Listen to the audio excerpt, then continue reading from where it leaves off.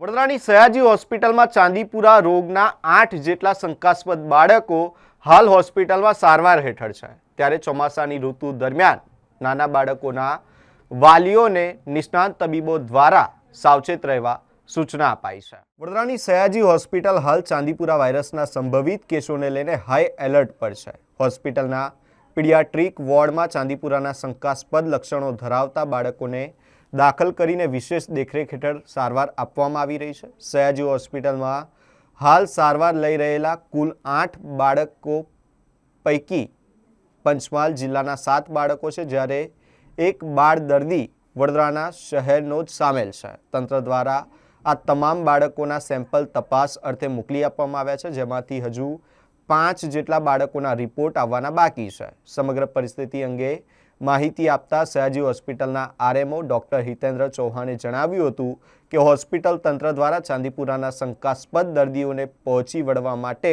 ખાસ તૈયારીઓ કરવામાં આવી રહી છે અને બાળકોની તબિયત પર નિષ્ણાત તબીબોની ટીમ દ્વારા સતત મોનિટરિંગ કરવામાં આવી રહ્યું છે। વાયરસના પ્રકોપને જોતા વાલીઓને પણ પોતાના બાળકોની તબિયત અંગે વિશેષ કાળજી રાખવા અને તાવ કે ઝાડા ઉલટી જેવા લક્ષણો જણાય તો તાત્કાલિક ડોક્ટરનો સંપર્ક કરવા अनुरोध કરવામાં આવ્યો છે। ચોમાસાની સિઝનમાં આ રોગ ચાંદીપુરા વાયરસના લીધે થતો રોગ છે।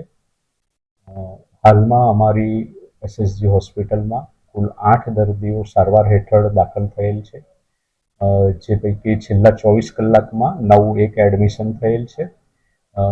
8 પૈકી 5ના રિપોર્ટ હજી બાકી છે, જ્યારે અન્ય 3ના રિપોર્ટ આવ્યા છે તે નેગેટિવ છે।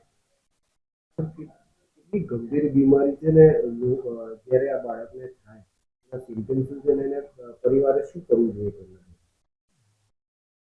આ રોગમાં સૌપ્રથમ તો તાવની કમ્પ્લેન રહેતી હોય છે, ત્યારબાદ ઝાડા ઉલટીની કમ્પ્લેન રહેતી હોય છે અને જેમ જેમ આ રોગની લક્ષણો અસર વધુ થાય તેમ મગજ પર અસર થઈ અને મગજના જેમ યાદશક્તિ જવી, ખેંચ આવવી, બેભાન થવું આવા લક્ષણો પણ જણાઈ આવતા હોય છે।